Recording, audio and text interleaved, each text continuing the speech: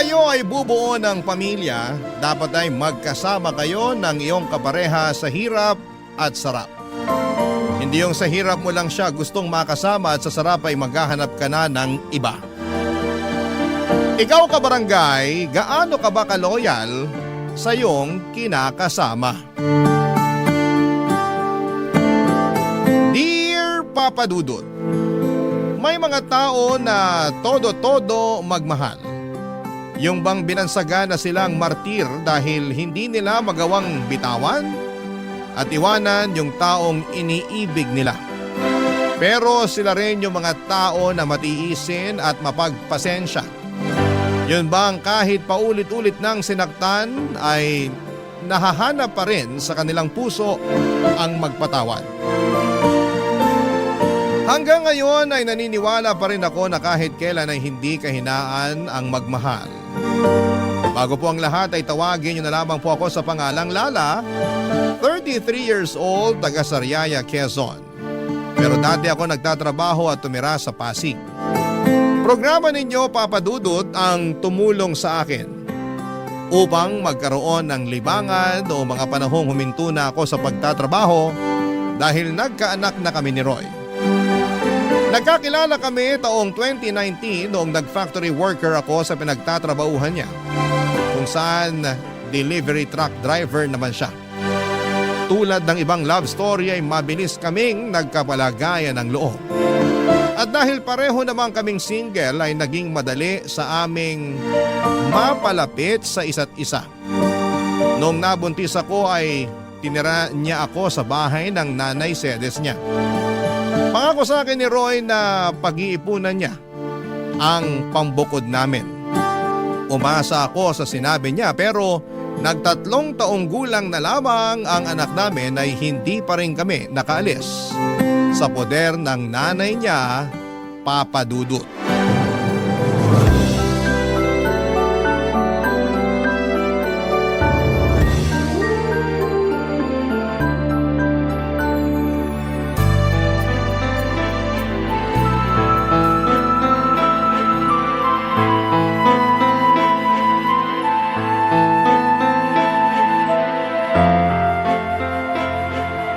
Nay, alam niyo na pala na may babae si Roy pero kinukonsinti niyo pa. Ha? Ano kinukonsinti ka dyan? Kilala niyo yung tinutukoy ko. Yung bagong salta na tindera dyan sa malapit na bakery na lagi niyong pinagbibilan ng pandesal. Nakalimutan niyo na siguro na nung isang araw ay kasama niyo kami ng anak ko na bumili doon tapos kinumusta ng babaeng yun si Roy. Kayo naman kung todo balita sa nangyayari sa kinakasama ko. Para yun lang. Paano mo naman naisip na babae nga yun ni Roy? Paano ko naisip? Siyempre, narinig ko kayo na nirereto siya doon. Ha? Bakit ka ba nakikinig sa usapan na may usapan? Huwag niyo na pong ibahin ang usapan. Hey! Oo, sige na. Babae nga ng anak ko yung tindera dun sa bakery. Sinasabi ko na nga ba eh. Pwede ba? Huwag kang matungal dyan na para kang baka. May ano pag-isipin ng mga kapitbahay natin. Isipin na nila kung anong gusto nilang isipin. Wala akong pakialam. Naku, kahit kailan talaga wala kang hiyain, no? Bakit? Kayo ba meron nun? Ano sinabi mo? Bastos ka! Kayo po yung mas bastos. Pag hindi talaga ako nakapagpigil, masasabunutan kita, Lala. Alam mo yung ugali mong ganyan? Yan yung dahilan kung bakit ayaw sa'yo ng anak ko. Kaya di na ako magtataka kung pinagpalit ka niya sa iba. Hindi naman ako magkakaganito kung hindi dahil sa anak nyo. Yan, yung pagiging maingay mo at palingkera yung madalas reklamo ni Roy sa akin. Yan po bang sumbong sa inyo ni Roy? Oo, lagi na lang malungkot yung anak kong yon. Mukhang depressed lagi kasi inaaway mo raw. Hindi totoo yan. Nag-iimbento lang siya. Ay, ginawa mo pa talagang sinungaling ang anak ko. Sinungaling naman po talaga yung anak nyo. Kanino pa ba siya magmamana? Eh di sa inyo rin na nanay niya.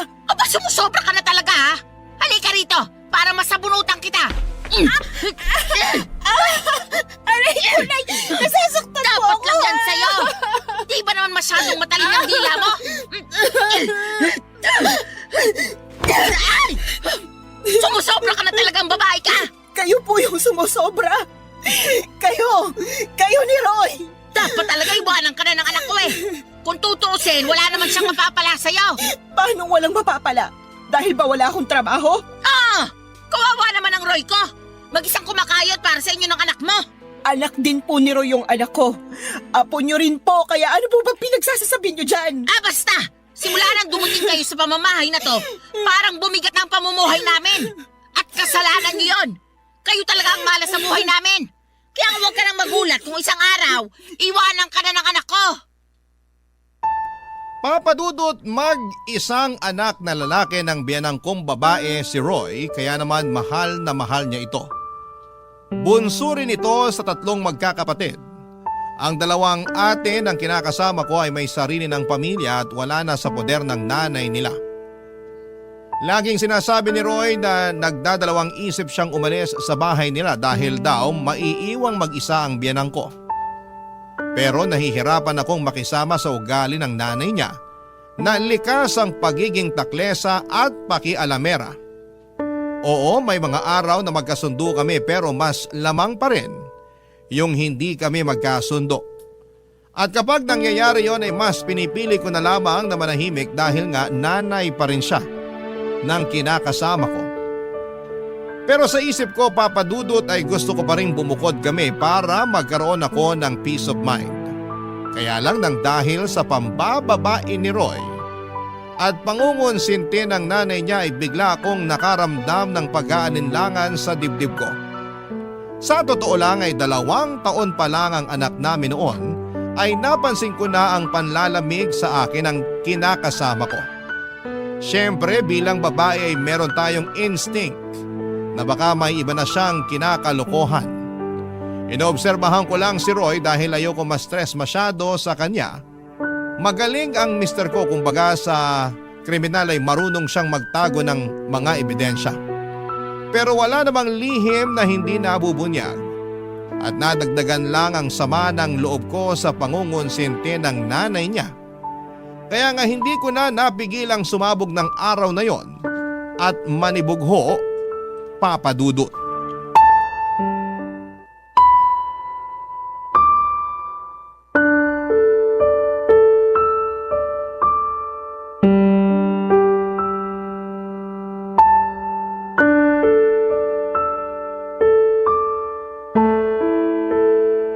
Oh, yan lang sinweldo namin.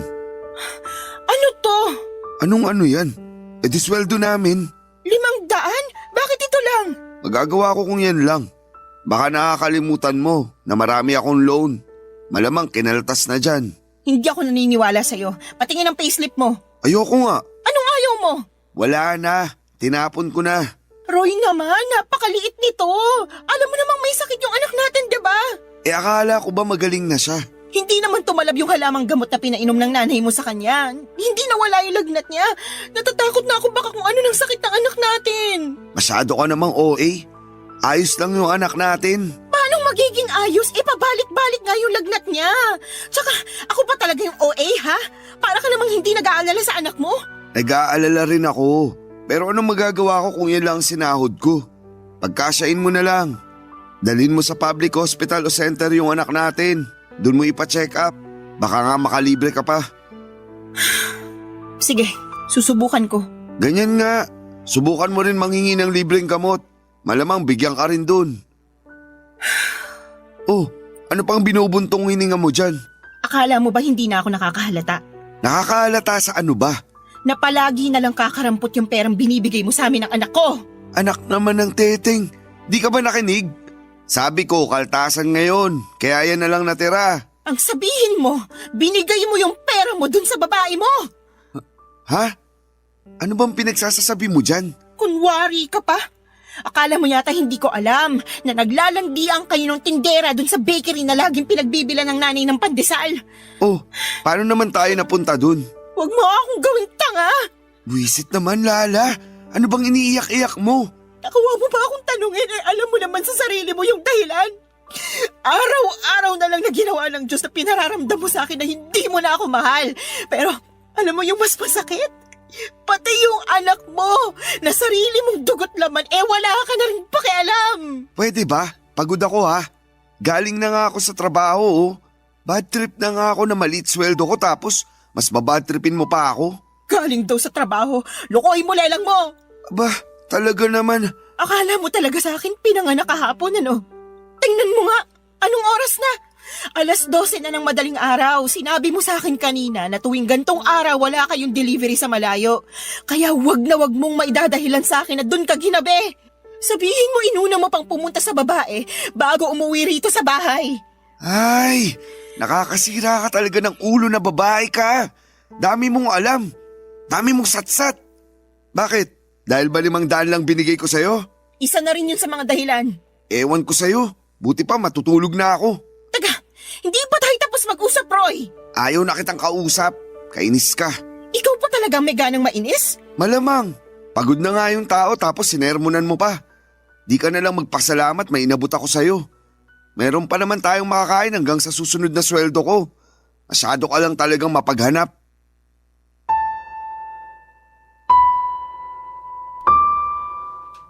Papadudot, kahit na hindi aminin ni Roy na may iba siyang babae ay ramdam ko na meron talaga. Lalo pa na sumasala na siya sa pagbibigay sa amin ng anak niya. Ang totoo ay hindi yon ang unang pagkakataon na kulang ang perang ibinibigay sa akin ni Roy. Maraming beses na, pero ewan ko ba sa sarili ko kung bakit mas pinili kong manahimik ng mga panahong yon. Pakiramdam ko tuloy ay nasanay na lamang si Roy kaya paulit-ulit na niyang ginagawa. Ewan ko rin kung bakit kahit na sinabi na ng nanay niya sa akin na babae niya yung tindera sa bakery na malapit sa amin, ay gusto ko pa rin na manggaling kay Roy ang pag-amin. Bagay na hindi naman niya ginawa, Papadudot. Sobrang sakit sa dibdib nang naging pagtatalo namin ng gabing yon. Hindi ko rin naman siya pinatulog kahit nagsabi na siyang pagod na siya. Dahil gusto ko siyang umamin sa akin na may babae nga siya. Kaya naman lumabas na lamang siya sa kwarto at narinig kong nagsumbong siya sa nanay niya, Papadudot. Pagkalipas ng ilang minuto ay kinatok ako sa kwarto ng biyenan ko at tinawag palabas. Noong nasa sala na kami ay doon niya ako sinermonan. Marami siyang sinabi na mga masasakit at hindi maganda sa akin, Papadudot. Halimbawa na noon ay masyado raw akong mapaghanap samantalang hindi naman ako ang nagtatrabaho. Sinabi rin niya na kung totoong may pinagkakagasosang ibang babae si Roy ay kasalanan ko naman daw dahil hindi na ako kaakit-akit sa paningin ng asawa ko. Ininsulto na naman niya ang katawan ko na masyado raw mataba kaya nagawa akong ipagpalit, Papadudot. Barangay Love Stories. Barangay Love Stories. Papadudot, akala ko ay kaya kong patawarin si Roy sa pambababae niya. Ang akala ko ay magagawa kong magpakamartir alang-alang sa binuo naming pamilya. Ang akala ko ay kaya kong isantabi na may kahati kami sa kanya pero hindi pala. Nasusuka ako sa isiping may sinisiping siyang iba bukod sa akin at nagagalit ako dahil wala siyang pakialam sa amin ng anak niya. Paulit-ulit niya akong tinatarantado.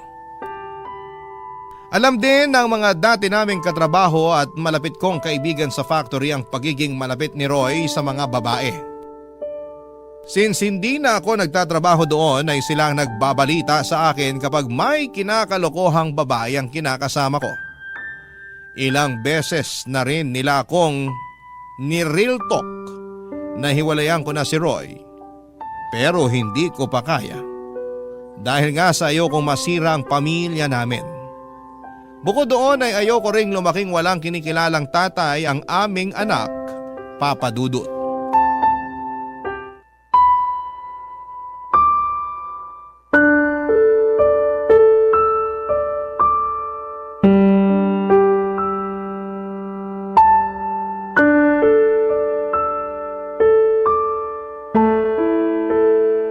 Lala, masayiin mo nga yung likod ko.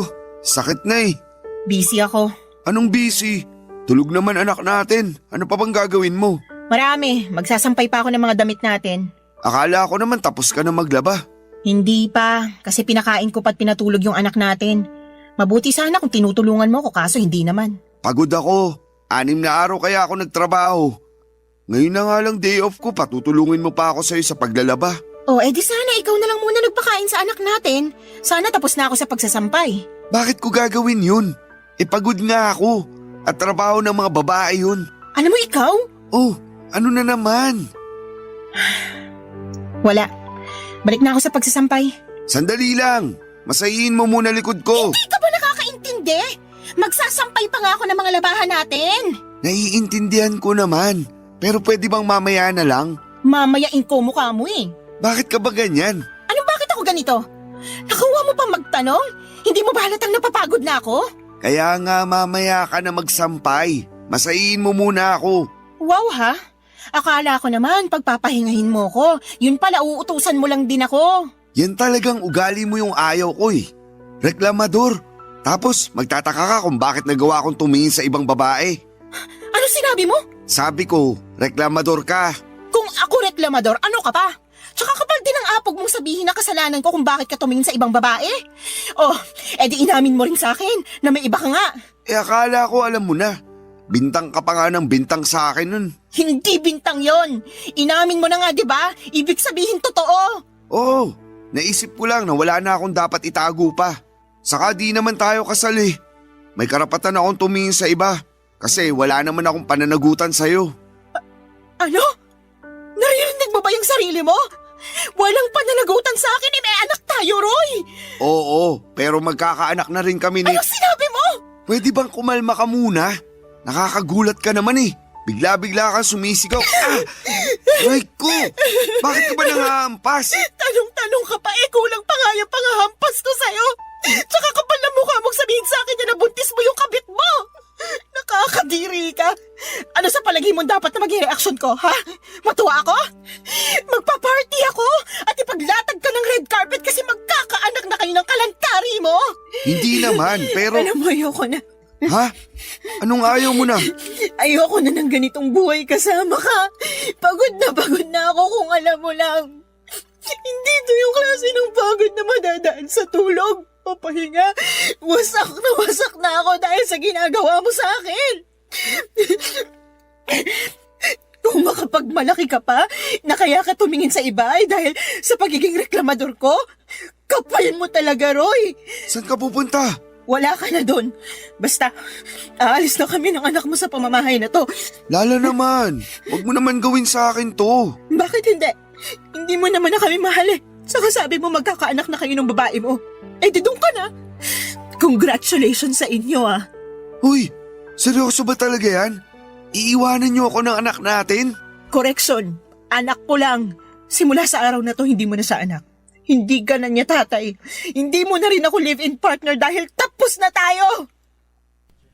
Papadudot galit na galit ako kay Roy nang malamang kong nabuntis niya ang kalantari niyang babae.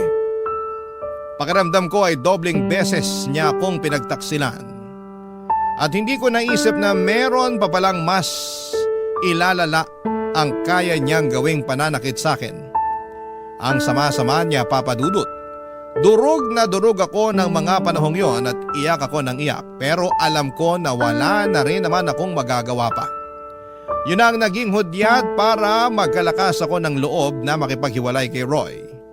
Alam ko na mas priority talaga niya ang pambababae niya kesa sa amin ang anak niya, Papadudot. Ilang taong ko ring pinagtiisan ang hindi pagiging mabuting padre de pamilya at provider ni Roy. Dagdagan pa ng pangungonsinti ng nanay niya na sobrang perpekto sa mga ginagawang kabalbalan ni Roy, Papadudot. Ayoko na. Pagod na ako. Sinagad na ni Roy ang pasensya ko kaya naman mabilis akong nag-alsa baluta ng araw na yon at umuwi kami ng anak ko sa bahay ng Mama Berta ko na nasa Quezon Province. Buti na lamang kahit paano ay may naitabi akong perang pamasahe pero kinapos pa rin yon. Kaya nagpasundo na lamang ako kay Mama sa terminal ng bus, Papadudot.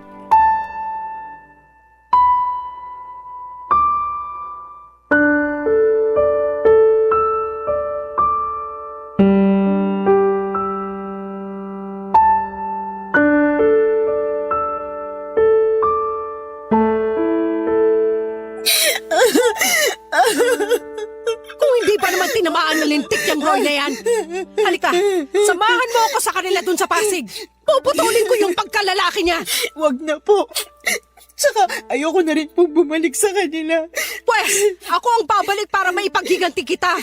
Hindi na po kailangan. Ayoko na po ng gulo. Ewan ko, hindi ako mapakali. Gusto kitang ipaghiganti. Sobrang sama ng ginawa ng Roy na yun sa'yo, nak. Tapos pati nanay niya kinukonsinti siya. Aba talaga naman.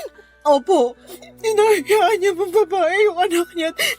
Pinalalabas na kasalanan ko kasi marami raw akong pagkukulang. Babalatan ko sila ng buhay mag-ina eh. Kailan pa nila ginagawa yun sa'yo?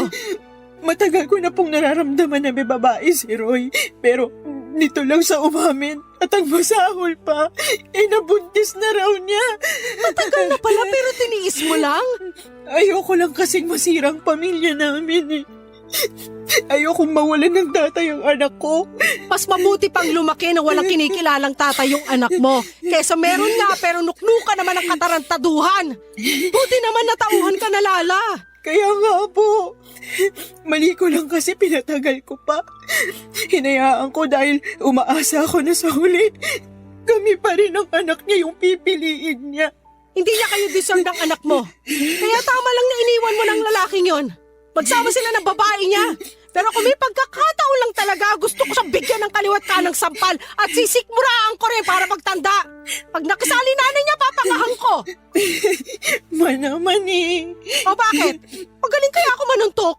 Alam ko po, pero hindi na kailangan. Sabi ko nga po, ayoko na bumalik sa kanila. Karma na lang po bahala na maghiganti para sa amin ng anak ko. Sa bagay, naniniwala pa naman ako dyan sa karma. Yung bang kapag gumawa ka ng masama, doble o triple na masamang karma rin babalik sa'yo?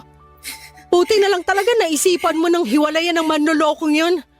At umuwi kayo rito ng apo ko. Kasi welcome naman kayo rito sa bahay. Salamat, ma. At sorry din dahil ang tanga-tanga ko. Dapat noon ko pa ginawa na makipaghiwalay kay Roy.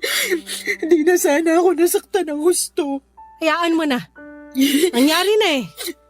Tsaka sabi mo ayaw mo namang masirang pamilya nyo. Ayaw mong mawalan ng tatay yung anak nyo.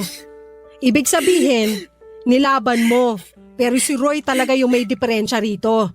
Kulang yata sa bakuna yung taong yun eh. Pareho sila ng nanay niya may pagkasintu-sinturin. Pag naligaw talaga yun dito sa Quezon, makakatikim yun sa akin ng suntok sa muka. Paawat na po kayo. Hindi ko lang matanggap na ginano nila ang kaisa-isang anak ko. Yun ay kinagagalit ko. Sana naiintindihan mo. Wala namang magulang na naghahangad na masaktan ng iba mga anak nila. Naiintindihan ko po kayo. Kaya lang bilang anak, ayoko naman na mapahamak kayo sa kagustuhan yung maipaghiganti ako laban sa kanila sakaling mag-cross ulit yung landas namin. Pero sana, wag na talaga kahit kailan. Sana nga. Naniniwala naman ako sa'yo na kaya mong itaguyod ang anak mo eh. Kakayanin ko po. Oo naman. Malakas ka. Matapang kang babae. Ako kaya nanay mo. Tsaka nandito lang kami ng tatay mo para tulungan kang bumangon. Papadudot mabait si mama at ang kinakasama niya na tinuring ko na rin parang tunay na ama. Dahil hinayaan nila kami ng anak ko na magstay sa bahay nila. Matagal na panahon na rin simula nang umalis ako sa Sariaya para hanapin ang kapalaran ko sa Maynila. Doon ako nakapagtrabaho at nakapagrenta ng maliit na apartment bago ko nakilala si Roy. Wala akong kapatid at wala rin namang anak ang mama ko sa tatay-tatayan ko at tanging pagtitinda lamang ng mga gulay at prutas sa may tabing kalsada ang pinagkakabalahan nila. Kaya naman masayang-masaya sila dahil umuwi kami ng anak ko. Sa paglipas ng mga araw ay sinabi ko sa sarili ko na gusto ko na lang mag-focus sa pag-move on kay Roy at intindihin ang anak ko. Kaya nga kahit masakit, mahirap at nakakatakot ay sinimulan kong umusan. Butit nandyan ang mama ko na sama, Papa Dudut. Barangay Love Stories. Barangay Love Stories. Papa Dudut, mabilis na lumipas ang 2 buwan. Masasabi ko na gumanda na ang disposisyon ko sa buhay at oo, nandun pa rin yung kirot at panghihinayang para sa pangarap kong pamilya na kasama si Roy. Pero iniisip ko na lamang na baka hindi talaga kami ang tinadhana para sa isa't isa. Saka sabi rin ni Mama, mas mabuti na maghiwalay kami kesa habang buhay akong mag-suffer na kasama siya. Feeling ko kasi ay mamamatay talaga ako sa konsumisyon sa dati kong kinakasama, Papa Dudut. Bukod sa pag-aalaga sa anak ko ay tumutulong ako kina Mama at Papa sa pagtitinda. Masaya ako dahil nagkaroon ako ng bagong pag-asa sa buhay matapos ng pinagdaanan kong kabiguan. At kapag naiisip ko ang karanasang kong yon, ay natatawa na lamang ako sa sarili ko dahil hinayaan kong mamalagi ako ng matagal sa ganong klase ng sitwasyon. Pero sa bagay, nagmahal lang naman ako at kahit kailan ay hindi yon kahinaan o kasalanan. Kaya lang isang araw ay nakatanggap ako ng tawag sa cellphone mula sa isang unknown number. Hindi ko na sana sasagutin pero nasagot ko pa rin, Papa Dudut. Ganon na lamang ang gulat ko nang ang nanay ng dati kong kinakasama na si Roy ang nasa kabilang linya. Binalita niya sa akin na may sakit daw ang anak niya at kailangan nito ng tulong at pag-aalaga ko. Pinababalik nila ako sa bahay nila sa Pasig pero hindi ako pumayag, Papa Dudut. Binabaan ko ng cellphone ang nanay ni Roy at makaraan lang ang 3 araw ay gulat na gulat ako nang pumunta siya sa bahay namin sa Sariaya, Quezon.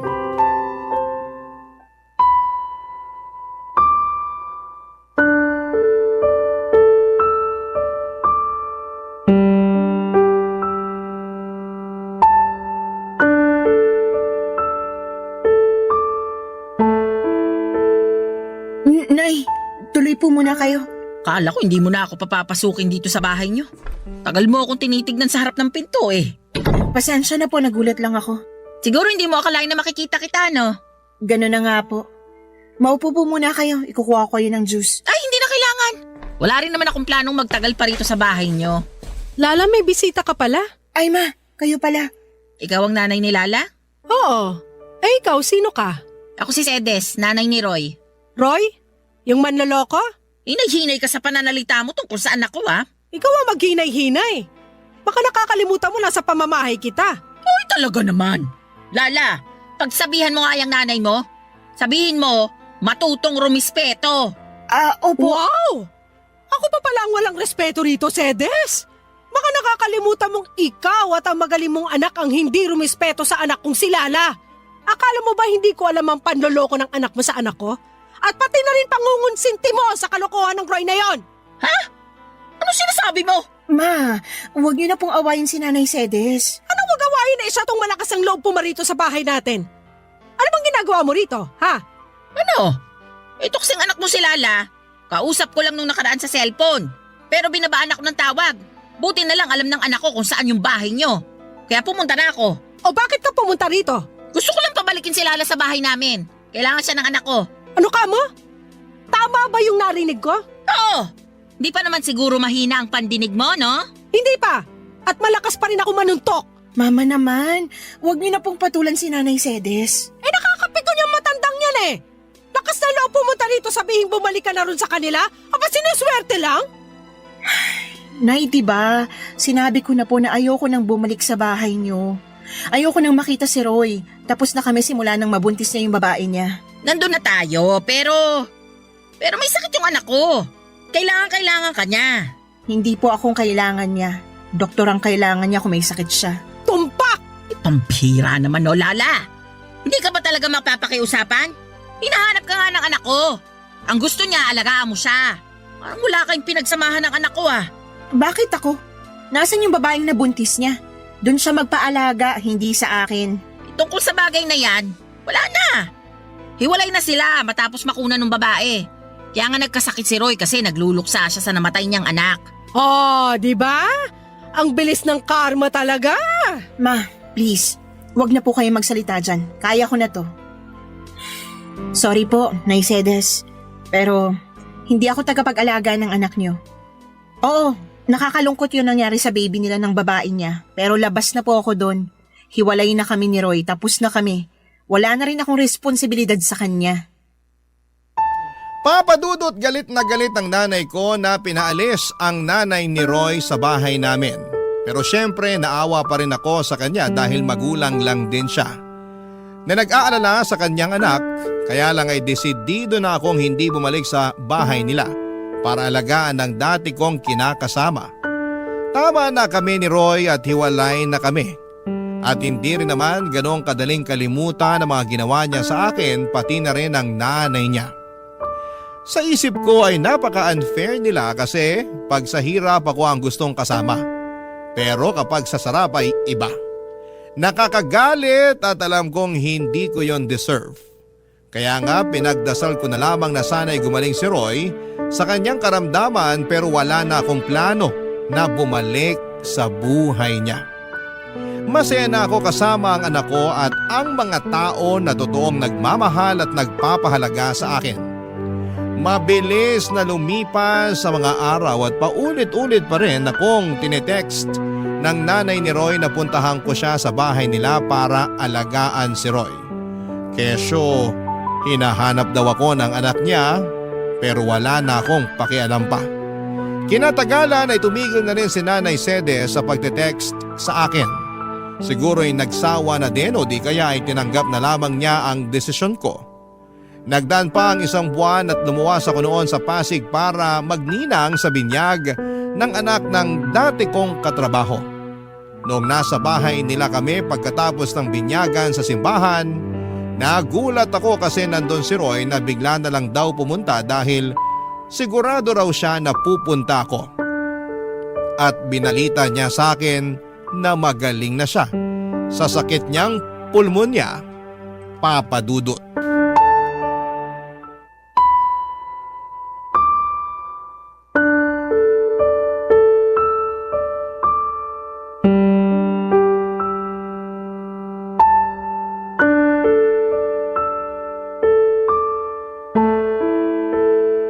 Alam mo, panira ka ng araw eh. Sorry na. Surihin mo mukha mo. Nagpunta ako rito para makita mga dati kong katrabaho, hindi ikaw. Alam ko naman yun pero ito na lang yung paraan na naisip ko para makausap ka. Hindi mo na rin kasi sinasagot yung mga text at tawag namin sa'yo ni nanay. Ay, sorry ha. Hindi ko na rin natatanggap. Nakablock na kayo sa akin. Ang kulit nyo kasi mag-ina eh. Hindi mo na ba talaga kami mapapatawad? Yung nanay mo, napatawad ko na. Pero ikaw, hinding-hindi. Lakas ng tama mo, no? Nakuha mo pa talagang itanong sa akin ang bagay na yan?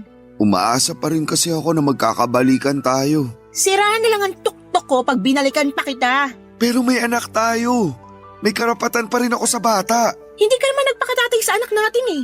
Ayaw mo nga na alagaan siya, di ba? Dami mo pa nung dahilan, kesyo pagod ka. Nagawain ko yun kasi babae ako. Nakakapikong ka na. Kaya nga nagbabagong buhay na ako. O, anong gagawin ko sa pagbabagong buhay mo? Lala naman, wag mo naman gawin sa akin to. Gagawin ko kung anong gusto kong gawin. Ikaw nga, ginawa mo lang din noon yung gusto mo eh. Alam ko naging siraulo ako. Alam ko marami akong pagkukulang sa inyo ng anak natin. Pero pinagsisisihan ko na yun lahat. Hindi mo na ba ako pwedeng patawarin? Hindi mo na ba ako pwedeng bigyan ng pangalawang pagkakataon?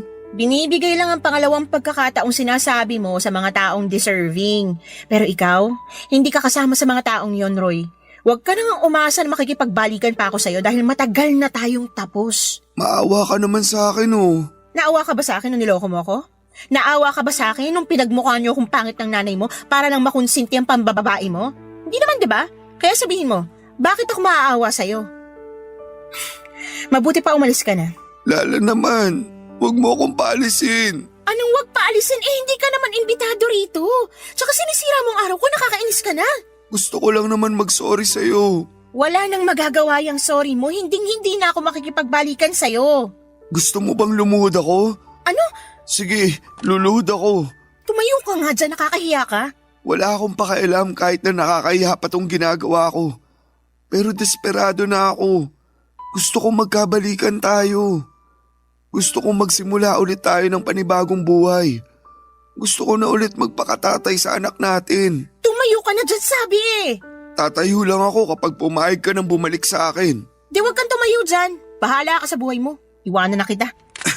Sandali lang! Roy, napipik ko na talaga ako sa'yo ah. Isa pang pangungulit mo sa barangay na tayo mag-uusap. Sinabi ko na sa'yo na hindi na ako makikipagbalikan sa'yo. Pagod na ako sa relasyon natin. Ayoko na ulit mangunsumi sa'yo. Ngayon, kung totoo nga na nagbago ka na, di mabuti. Pero hindi ibig sabihin doon na natatapos yung mga kasalanan mo sa akin. Kung alam mo lang kung gaano kalalim yung sugat sa puso ko na kagagawan mo. Sana hindi na lang kita nakilala noon. Sana hindi na lang kita minahal.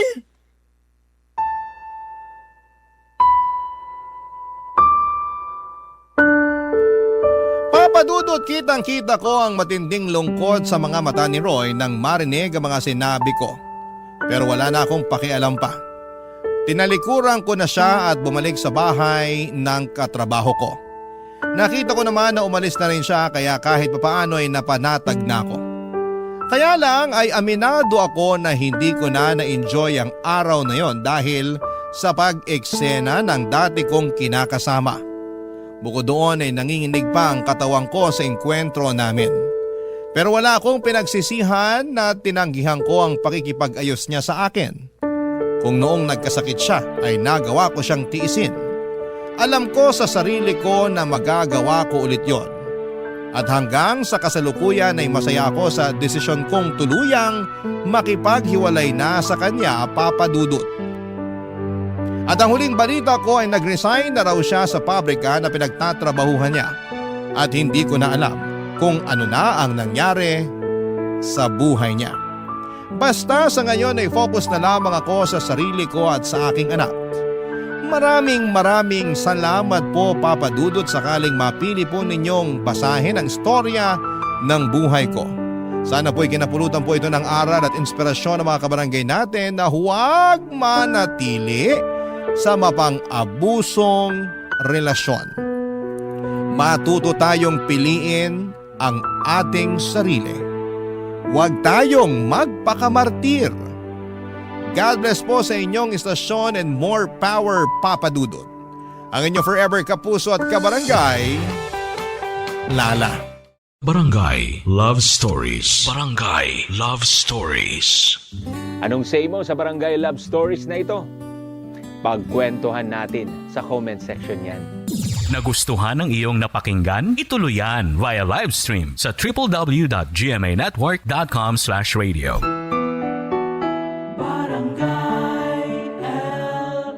In Mega Manila, 97.1. Forever! Ang mga kwento ng pag-ibig, kwento ng buhay, at kwento ng pag-asa dito sa Barangay Love Stories. Love Stories. Hindi madaling tanggapin pabalik ang isang taong nang iwan ng walang paalam. Yung taong akala mo ay mapagkakatiwalaan mong palaging nandyan pero sa huli ay mawawala rin naman. Ikaw, kabarangay, sino ba ang taong nang iwan sa'yo na sobra mong pinagkatiwalaan? Dear Papa Dudut, ako nga pala si Manilyn, 18 years old sa kasalukuyan at gusto ko lang i-share sa inyo ang naging buhay naming pamilya noong namatay ang aking nanay noong 13 years old pa lamang ako. Hindi madaling mawala ng magulang sa murang edad, Papa Dudut. Lalo na kung nanay mo ang nauna. Hindi yun madaling tanggapin ng buong tahanan. Nagkaroon ng malubhang sakit ang nanay ko at wala kaming sapat na pera para idala siya sa ospital. Umasa kami sa mga pinapahid ng lola ko sa kanya. Ang tatay ko naman at ang 17 anyos na kuya ko na si Bert ay panay ang linis ng altar bilang paghingi ng tulong sa Diyos. Pero walang nagawa lahat ng mga efforts namin para mabuhay si nanay. Sobrang sakit at para bang pati kami ay namatay noong pumanaw si nanay. Siya ang nagbibigay ng liwanag at pagmamahal sa aming tahanan. Nagdilim at kumupas na ang lahat pagkatapos niyang lumisan sa mundo. Ang Kuya Bert ko na madalas kong kasama at kakwentuhan noon ay biglang umiwas at lagi na lamang tahimik. Ramdam mo kahit sa malayo ang galit niya. Ang lola ko ay pinipilit magpakatatag sa pagkamatay ng anak niya at para sa aming mga apo niya. At si tatay, ayon, walang ibang ginawa kundi ang ibuhos sa alak at galit ang lahat ng nararamdaman nitong pagluluksa kay Nanay Papa Dudut.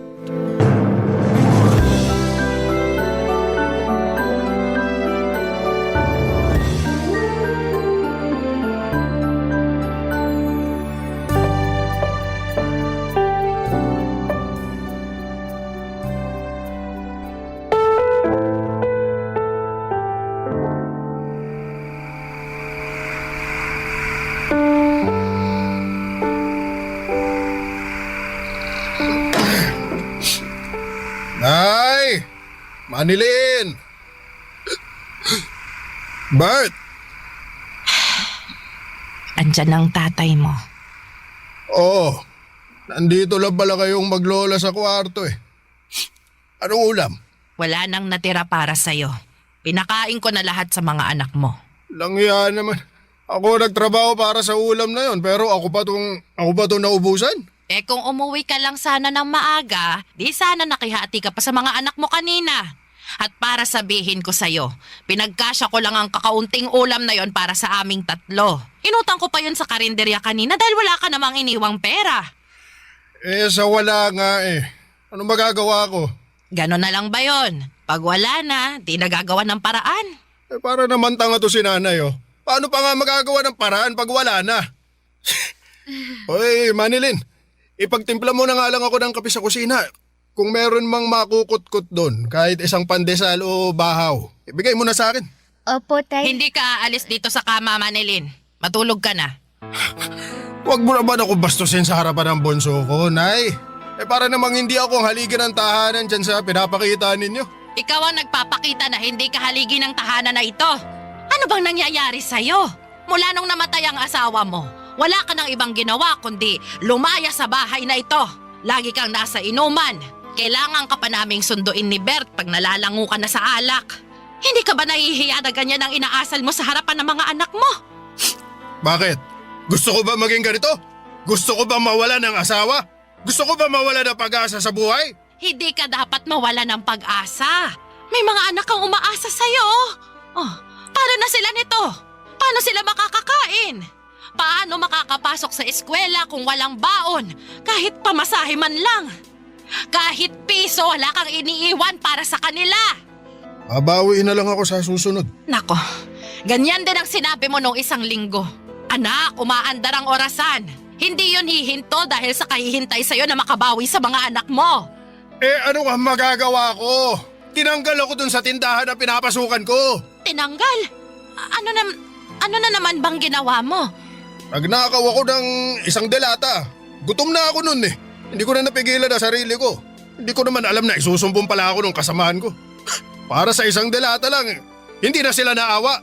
Mali pa rin ang magnakaw. Isang delata lang yun, Nay. Hindi yun kawalan sa kanila. Mayayaman yung mga yun, nakakaangat kaysa sa akin. Isang delata lang yun. Pero kung hatakin nila ako palabas ng tindahan, akala mo, bilyon na ang ninakaw ko. Kahit na, anak. Ano na, Manilin? Hindi ka pa pabangon dyan para ipagtimpla mo ng kape tong tatay mo? Kailangan pa bang kalad ka rin din kita palabas tulad ng ginawa nila sa akin doon sa tindahan? Ano? Sagot! Takot na takot noon ang pakiramdam ko nang pandilatan ako ni tatay ng mga mata niya. Hindi ko alam kung susunod pa ako sa kanya pero tumingin si Lola sa akin at saka tumango. Isang senyales para sumunod na ako sa tatay ko. Pagkalabas ko ng kwarto ay agad na sinarado ni Lola ang pintuan. Pakiramdam ko ay may pag-uusapan silang importante at hindi ko yon pwedeng marinig. Kaya nga siguro ako pinilit ni tatay na magtimpla ng kape ay para hindi ko marinig ang pagkadurog ng pagkalalaki niya dahil hindi na siya matibay na haligi ng aming tahanan. Maayos naman po si tatay noon. Masipag at ginagawa ang lahat para mabuhay kaming pamilya. Kung ano-anong racket ang pinapasukan niya. Parang hindi niya ramdam ang pagod lalo kapag sinasalubong siya ni nanay ng mainit na kape pagka uwi ng bahay. Si nanay ang nagpapakalma at nagtatanggal ng pagod ni tatay. Kaya naiintindihan ko si tatay kung nandilim ang payapa niyang buhay mula nang namatay si nanay. Pero paano naman kami ni Kuya Bert na mga anak niya? Hindi ba siya gagawa ng paraan para sa amin? Mabaling ang atensyon niya, Papa Dudut.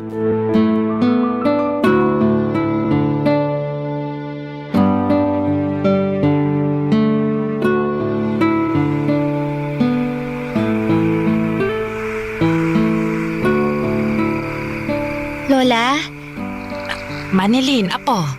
Ano yon? hindi pa ba uuwi si tatay? Aha? Uuwi yun. Binilang ko po kasi sa kalendaryo. Mag-iisang buwan na po siyang hindi umuwi eh. Hayaan mo, apo. Mamaya, pagka-uwi ng Kuya Bert mo, hahanapin namin ang tatay niyo. Baka nasa inuman lang ulit yon. Lola, Ano yon, apo? sabi po ng kapitbahay natin, hindi na raw po babalik si tatay. Iniwan na raw po niya tayo. Mga tsismosa talaga sila.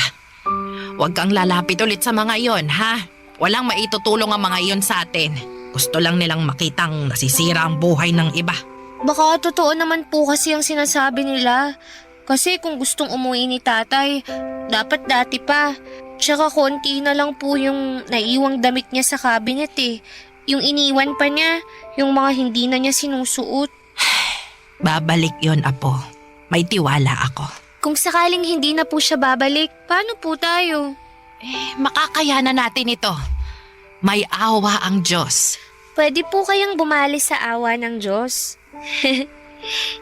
Gutom na po kasi ako, Lola eh. Baka pwedeng ngayon na maawa ang Diyos. Tapos na kasi ang tanghali eh. Pero kahit almusal, hindi pa ako nakakakain. Nag-iisip pa ang lola mo kung saan tayo kukuha ng pambili ng pagkain, ha? Kahit ako, gutom na rin. Lola, Apo, nakautang ka ba sa ninang Joy mo? i-advance na lang daw niya ang regalo sa akin sa Pasko. Inabutan ka na niya ng aginaldo? Inabutan niya ako ng 1 kilong bigas, 2 sardinas, tsaka 1 pabulok na kamatis at sibuyas. Merry Christmas daw.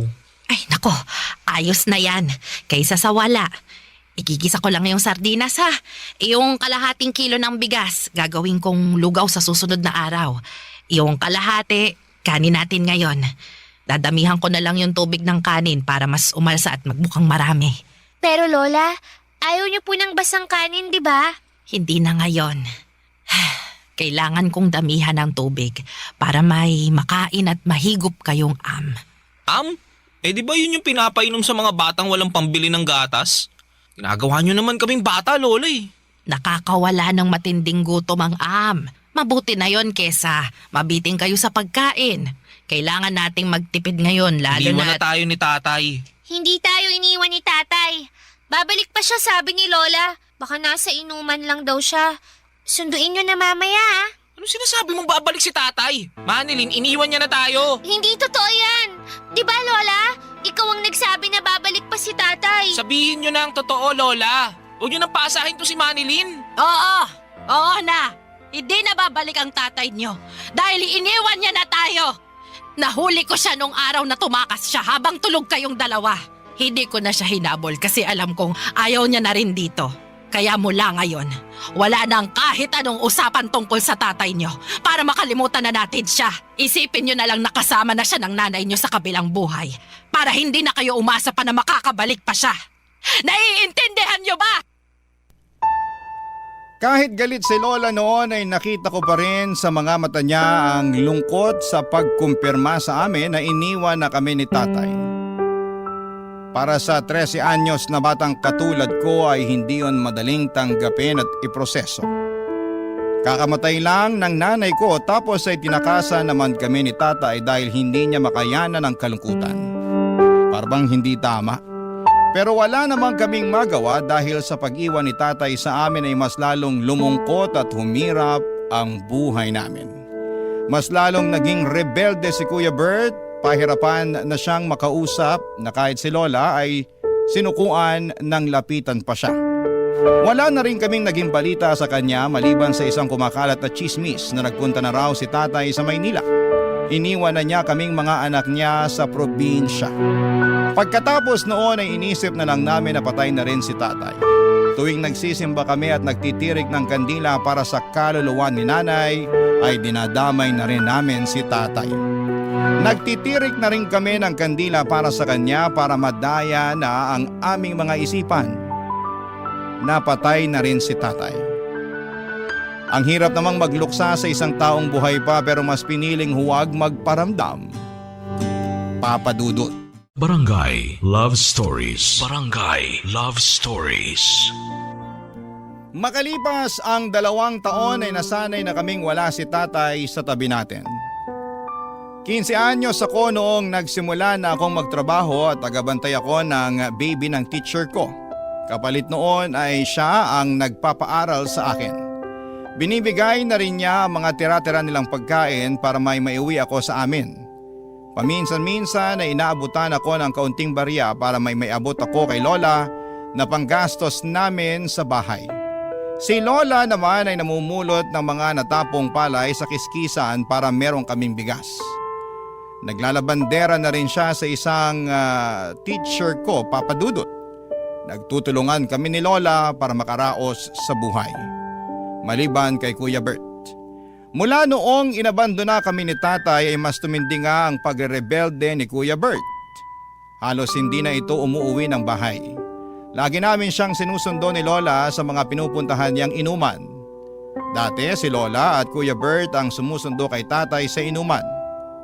Pero ngayon, kami na ni Lola ang sumusundo kay Kuya Bert pag wasak na ito sa inuman. Hindi man umiimik at nagreklamo si Lola pero ramdam ko ang kalungkutan niya, Papa Dudut. Kaya hanggat maaari ay hindi ko siya binibigyan ng sama ng loob o masamang balita. Wala akong ibang ginagawa kundi ang protektahan ang nararamdaman ni Lola, Papa Dudut.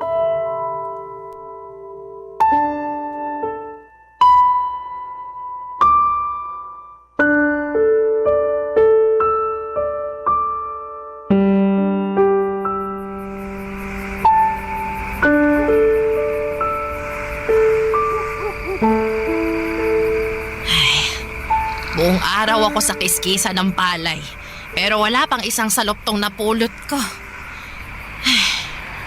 Nakausap mo na ba ang mga guro mo? Wala ba talagang magpapalabas sa kanila? Kahit mga kurtina lang. Wala raw po eh. Kailangan daw nilang magtipid muna ngayon kasi madedelay din daw po yung pasahod sa kanila. Pag tinamaan ka nga naman ng malas, problema nila sa sahod, pati tayong umaasa sa kanila, madadamay. Lola?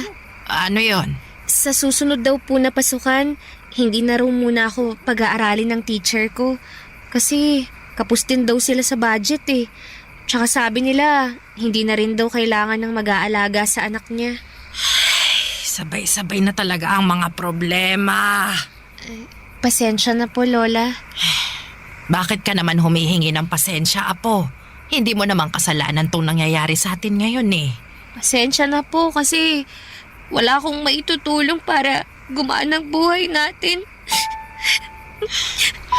Pambihira kang bata ka. Wala kang ang dapat gawin eh. 15 anyos ka pa lang. Bata ka pa lang at dapat pag-aaral lang ang inaatupag mo. Pero dahil may tatay kang batugan at makasarili, kaya andito ka ngayon sa tabi ko. Kasama kong namomroblema sa gastos. Akala ko po ba hindi na natin babanggitin si tatay? Pasensya ka na, Apo, ha? Nadala lang ako ng emosyon ko eh. Nakokonsensya lang ako na ikaw tong nagdaramdam dahil wala kang maitulong para mabuhay tayo. Hindi mo naman to obligasyon pero ikaw ang nakakaramdam ng hiya. Kung meron lang sanang hiya ang tatay mo, wala tayo sa ganitong posisyon eh. Paano po kaya kung hanapin natin si tatay? Pumunta tayo ng Maynila. Apo, masyadong malawak ang Maynila. Hindi magiging madali ang paghahanap sa kanya. At hindi biro ang maghanap ng taong ayaw naman magpahanap. Hindi ko pa rin po kasi maintindihan kung bakit kailangan ni tatay namang iwan. Naalala mo pa ba yung sinabi ko sa'yo noon tungkol sa paraan ng mga tao para magpakita ng lungkot? May mga tao na kapag tinamaan ng lungkot, bigla na lang mangiiwan, bigla na lang tatakas. Malungkot din naman tayo, Lola. Pero bakit hindi tayo tumakas? Bakit hindi tayo ang nang iwan? Kasi kabilang tayo sa ibang mga tao na kapag nalulungkot, mas lumalaban. Kaya kahit mahirap, Manilin, lalaban tayo, ha apo? May mga araw na hindi tayo makakakain.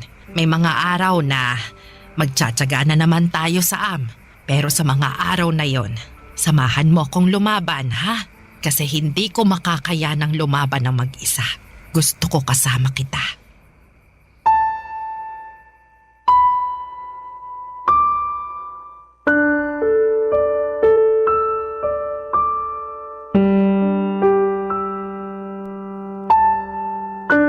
Habang naglalakad ay may nadaanang kaming simbahan, Papa Dudut. Simbahan po yun na iba ang relihiyon. Pero pumasok kami para magdasal. Walang ibang laman ang dasal namin kundi bigyan kami ng Diyos ng kaunting pagkain para makatulog kami nang hindi kumakalam ang sikmura namin. Pagkalabas namin ng simbahan, may lumapit sa amin ang mga miyembro ng simbahan. Inabutan kami ng mga siopaw at juice. Extra daw nila yon mula sa outreach program na dinaluhan nila. Napangiti na lamang kami ni Lola, parang sinagot kaagad ng Diyos ang dasal namin sa pamamagitan ng ibang tao. Iba talaga kung gumalaw ang Diyos. May natira pang isang siopaw at balak naming ibigay yon kay Kuya Bert. Alam naming nasa inuman siya kaya hinahanap namin siya at pinuntahan namin. Mabilis lang namin siyang natuntun. Nasa gilid siya ng riles at mukhang nasa kalagitnaan ng pagkalasing.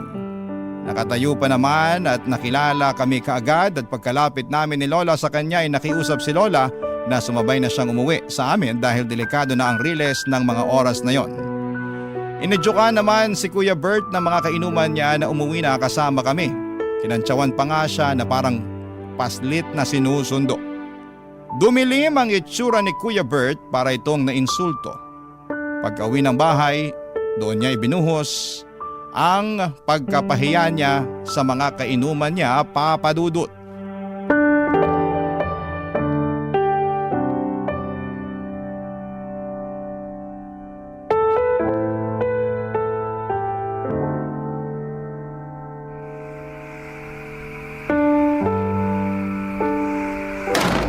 Ayo, masaya na kayo maglola na napauwi niyo na ako.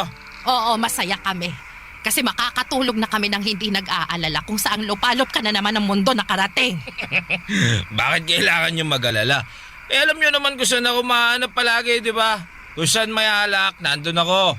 Doon niyo ako maaamoy. Naku, ikaw talagang bata. Mabuti pa, Kuya Bert. Matulog ka na para mawala na yung kalasingan mo. Huwag mo nga akong utusan, Manilin, ha? Ako kuya mo. Hindi kita inuutusan. Gusto ko lang magpahinga ka para makapagpahinga na rin kami ni Lola. Di magpahinga kayo. Kailangan ba may grupang pagpapahinga? Hawa ko ba yung mga talukap nyo sa mata para pigilan kayong matulog? Apo, gusto lang naming makasabay ka magpahinga. Gabi na rin. Nakakahiya sa mga kapitbahay kung madirinig nila tayong nagpapataasan pa ng boses dito. Gusto mo bang maging laman na naman tayo ng usapan dyan sa kanto? Ano ba pakialam nila? Hoy, mga chismoso't pakialamerong mga kapitbahay! Good evening! Kuya Bert, ano ba? Nag-ieskandalo ka na naman eh. Kami na naman ni Lola ang mapapahiya sa ginagawa mo. Alam mo, para kang sinanay nung nabubuhay pa eh. Bungangera ka! Pagtimpla mo na nga lang ako ng kape ko. Abutan mo rin ako ng anumang pwedeng makutgut dun sa kusina. Dali na, Manilin! Alam mo, para kang si tatay. Ano sabi mo? Bert, Manilin, matulog na kayong dalawa, ha? Bukas din hindi nyo na maiisip tong Walang matutulog hanggat hindi ko natuturuan ng leksyon tong si Manilin. Bakit mo ako tuturuan ng leksyon? Di ba para yun sa mga nagkakamali? Wala namang mali sa sinabi ko ah. Totoo namang para ka ng si tatay. Basta gulero, lasinggero, walang kwenta. Bastos na bata ka! Bert! Bert, bakit mo sinaktan ang kapatid mo? Manilin, Apo, ayos ka lang ba? Di lang yan ang aabutin mo, Manilin. Sa susunod na bastusin mo pa ako. Di kita pinastos! Tama na, Manilin. Ha? Parang awa mo na, Apo. Tama na, Apo. Nasasaktan ka ba sa katotohanan, Kuya Bert?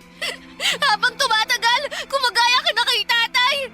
Wag na wag mo akong ikukumpara sa walang kwenta nating ama, ha? Hindi ako katulad niya! Tama na! Tama na ako! Bawiin mo ang sinabi mo! Hindi! Ayoko! Talagang gusto mong masaktan palalo, ha? Ako na lang ang babawi! Hindi ka katulad ng tatay mo, Bert! Hindi! Kaya tama na! Huwag na kayo magsakit ang magkapatid! Noong nabubuhay pa si nanay, madalas namin siyang kasama ni Kuya Bert sa paglalakad tuwing hapon. Ito ang paraan ni nanay para makausap kami ng kalmado ni Kuya Bert. Para may malaman siya tungkol sa mga pinagkakaabalahan at nararamdaman namin. Napakasaya noong buhay pa si nanay, Papa Dudut. Hindi kami nagtatrabaho ni Kuya Bert at ini-enjoy lang namin ang pagkabata. Lagi kami sa bubungan tuwing gabi at sinusubukang bilangin kung gaano karami ang mga bituin sa langit. Pero mula nang namatay si nanay ay hindi na kami umakyat pa ni Kuya Bert sa bubungan. At ewan ko kung bakit parang wala na akong nakikitang bituin sa kalangitan. Parang lagi na lang madilim. Paborito ni Kuya Bert si nanay, kay nanay nagsusumbong si Kuya Bert. Oras na magkausap na silang dalawa ay makikita mo na agad ang ngiti ni Kuya Bert. Pero mula noong namatay si nanay ay hindi ko na ulit nasilayan ang ngiti niya. Mas lalo lang nabaon sa limot ang mga ngiti ni Kuya Bert nang inabandona kami ni tatay. At hindi namin alam ni Lola kung posible pa kaming makapag-alok ng magandang dahilan para maibalik ni Kuya ang dating ngiti niya, Papa Dudut. Barangay Love Stories. Barangay Love Stories. Dumaan ang 3 taon at wala pa rin nagbago sa kalagayan namin ni Lola at Kuya Bert. Kapos pa rin at hindi masaya. Mabuti na lamang talaga at meron kaming sariling bahay. Malit man ang aming bahay na minana pa namin sa lolo namin ay ayos lang. Kung wala ang bahay namin yon ay baka matagal na kaming naging palaboy. At sa paglipas nga ng mga taon ay naging ganap na akong dalaga. 18 at nasa tamang edad na ako para magdesisyon para sa sarili ko. At higit sa lahat ay para makakuha ng trabaho na may totoong pasahod. Sa ika-18 na kaarawan ko nga, imbis na mag-celebrate ng aking debut ay mas pinili kong maghanap ng trabaho sa bayan. Pero wala akong nahanap. Dahil bukod sa hindi ako nakapagtapos ng pag-aaral ay wala rin daw akong masyadong experience sa mga totoong trabaho. Pauwi na sana ako sa amin nang biglang may lumapit sa akin na isang bakla. Isa raw siyang talent manager at inalok niya akong magtrabaho bilang isang modelo sa isang website daw. Wala akong alam at wala akong naiintindihan sa mga sinasabi niya. Hanggang sa pinaliwanag niya na malaki ang kikitain ko kapag nag-post ako ng mga sexy pictures sa website nila. Ang website nila ay tambayan ng mga ibang lahi. Noong una hindi po ako komportable sa trabahong inaalok niya pero noong binulong na niya kung magkano ang kikitain ko sa bawat post ko ng sexy picture, bigla ay parang gusto ko nang sunggaban ang alok nito. Pero kinailangan ko munang sabihin yon sa lola ko, Papa Dudut.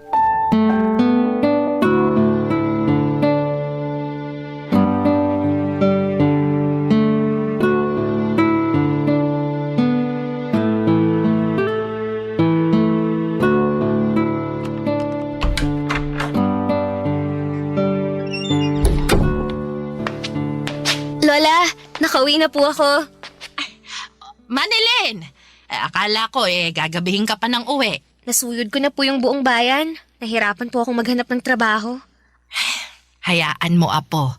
Sa susunod, meron nang magtitiwala sa'yo na aluking ka ng trabaho. Ay, gutom ka na ba? Kasi may inabot sa aking pansit bihon yung mga taga-barangay hall. Natira daw nila mula sa birthday nung sekretarya ni Kapitan. Halika na, samahan mo akong kumain habang mainit pa yung pansit. Pero Lola, ang totoo po niyan meron pong nag-alok sa akin ng trabaho. Aha! Bakit hindi mo sinabi agad? Ayun naman pala! pala!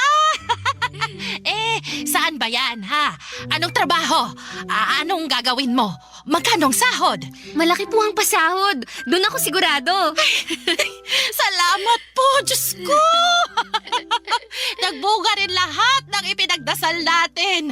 Makakaraos na tayo sa buhay, Apo! Sana nga po. Sana ito na po ang solusyon. Yan na talaga ang solusyon. Nako, makakatikim na ako ng kapeng barako. Hindi na ako magtsatsaga sa maligamgam na am. Ay, magkwento ka nga, Apo.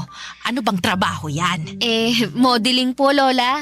Modeling? Yung magpapapicture po ako tapos ipopost sa internet.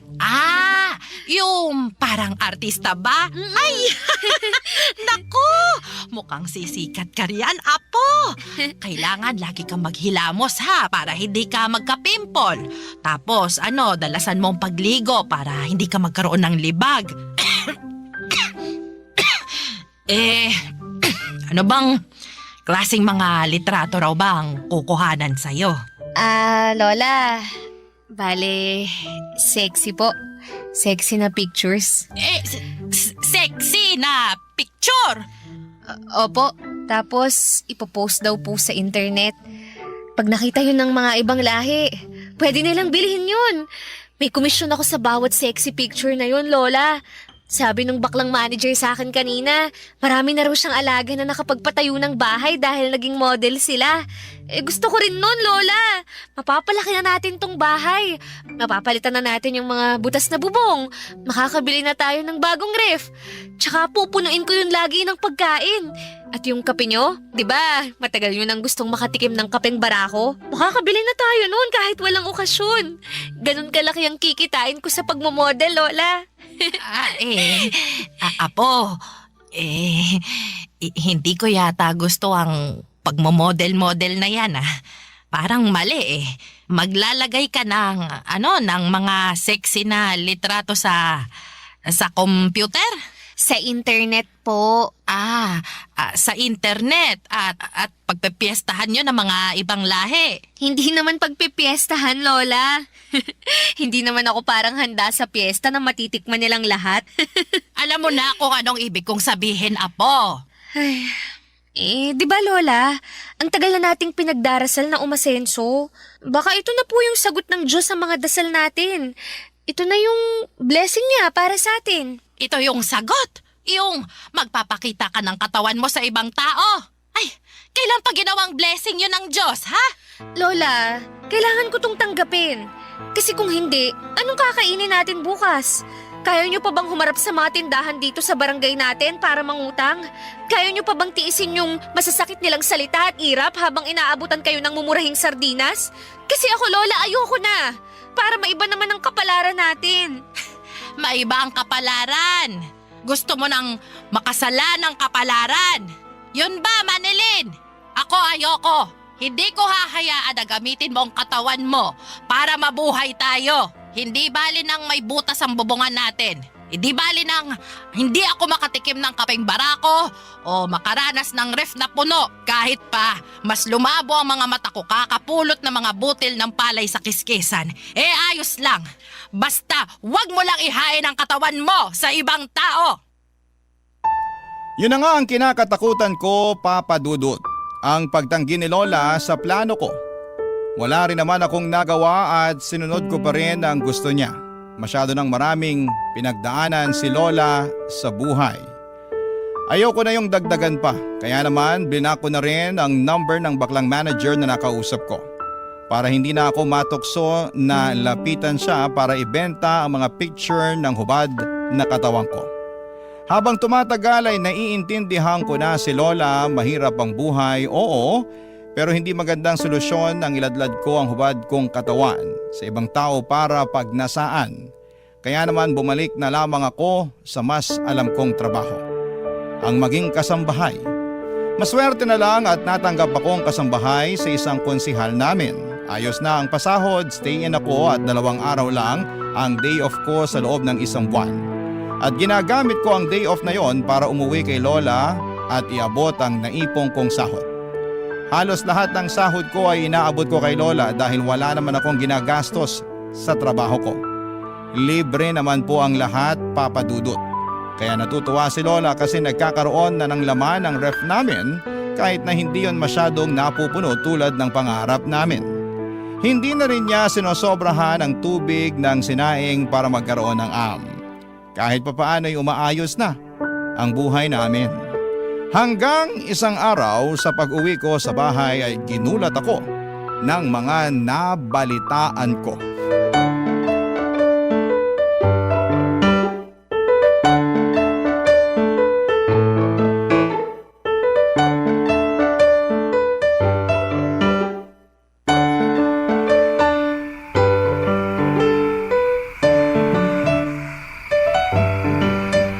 Asan nga po pala si Kuya Bert? Tawagin na po natin para sabay-sabay na tayong kumain.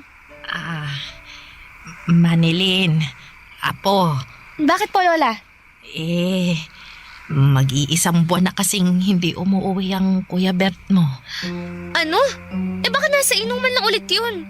Alam niyo namang kailangang laging sunduin yun para makauwi eh. Ay nako, tara po at sunduin na natin siya para makakain na po tayo. Puntahan ko ng lahat ng tinatambayan niya tuwing nakikipag-inuman siya. Wala siya roon. Kahit sa Riles, wala. Di, sa pulisya na tayo lumapit. Magpatulong tayo para mahanap si Kuya Bert. Naku naman, Lola.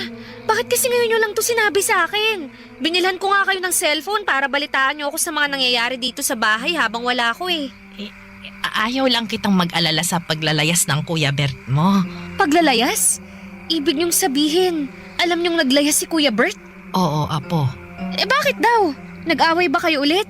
Anong nangyari? Kasi, Apo, may bumalik dito. Bumalik? Ay, nandito na ako. Umutang ako ng pakbet para makakain naman tayo ng gulay. Bayaran nyo na lang kapag nagpadala ulit si Manilin. Tay, anong ginagawa mo rito? Manilin, anak. Mabutit na uwi ka na. Lola, anong nangyayari? Bakit nandito si tatay? Nay, hindi nyo ba nasabi kay Manilin na bumalik na ako? Manilin. Lola, bakit niyo pinabalik si tatay? Kasi naaawa naman ako sa tatay mo at sa bagong pamilya niya. May pamilya ka na, tay? Oo, Manilin. May nakilala ako sa Maynila nung lumayas ako rito.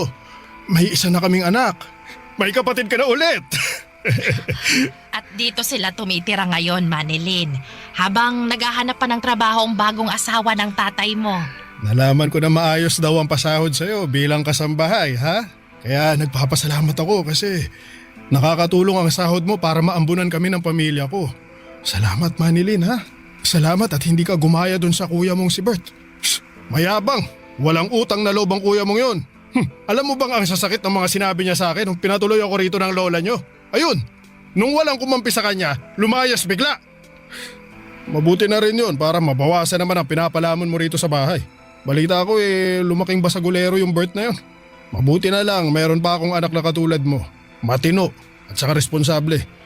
Kaya, Manilin anak, huwag ka sanang magbabago ha. Maging mapagbigay ka pa rin sana lalo sa akin na tatay mo. Wala na akong ibang makakapitan kundi ikaw lang. Masyado na akong matanda para maghanap ng trabaho.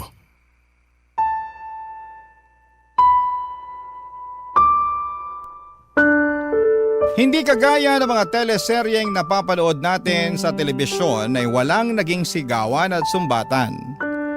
Walang sakitan, tahimik kong pinakinggan ang mga nakakasukang linya ni tatay. Ang kapal ng mukha niya, yun lang ang pumapasok sa isipan ko noon. Ang kapal ng mukha niya para bumalik noong alam niyang may mapapakinabangan na siya sa akin.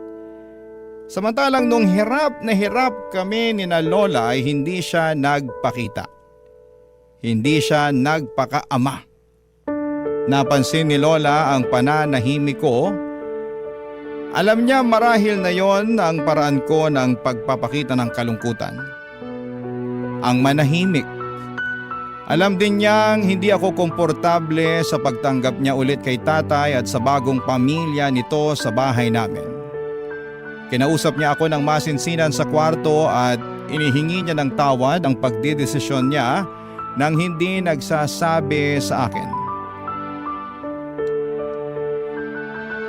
Napaiyak na lamang ako. Wala naman akong nagawa, gusto ni Lola na tumira roon si tatay at ang bagong pamilya nito dahil nalulungkot siyang mag-isa lalo't wala na ako roon madalas. Tapos bigla pang nawala si Kuya Bert. Naguguluhan tuloy ako. Kailangan ko na bang tanggapin si tatay pabalik sa buhay namin? Kailangan ko na ba siyang patawarin?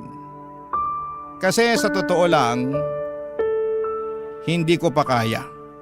Tuwing nakikita ko siya ay kumukulo ang dugo ko lalo na kapag naaalala ko kung paano niya kami inabandona noong mga panahon na nagluluksa kami kay nanay at noong mga panahong wala kaming makain. Pero masaya si Lola tuwing kasama si tatay at ang bagong pamilya niya. Hindi ko naman pwedeng ipagkait yon kay Lola lalo't yon ang unang beses na nakarelax na rin siya sa buhay at nakakabawi na rin sa saya. Pero paano naman ako, Papa Dudut? Malungkot pa rin ako at masama ang loob sa ginawa ni tatay sa amin. Ano po ang gagawin ko, Papa Dudut? Ako nga rin po pala ay ang bumubuhay sa bagong pamilya ni tatay dahil mas pinili na ngayon ni tatay na huwag nang magtrabaho dahil nalaman niya ang sahod ko bilang kasambahay. Naisip niyang kaya naman daw nilang pagkasyahin ang sahod na ibinibigay ko sa kanilang lahat. Ano po ba ang dapat kong gawin, Papa Dudut? Sana po ay matulungan ninyo ako at ng inyong mga tagapakinig. Ang inyong kapuso at kabarangay forever, Manilyn. Nalilito pa rin sa live ang ating kabarangay. Ano kaya ang maipapayo mo sa kanya? Ibahagi mo yan sa ating comment section para mabasa rin niya.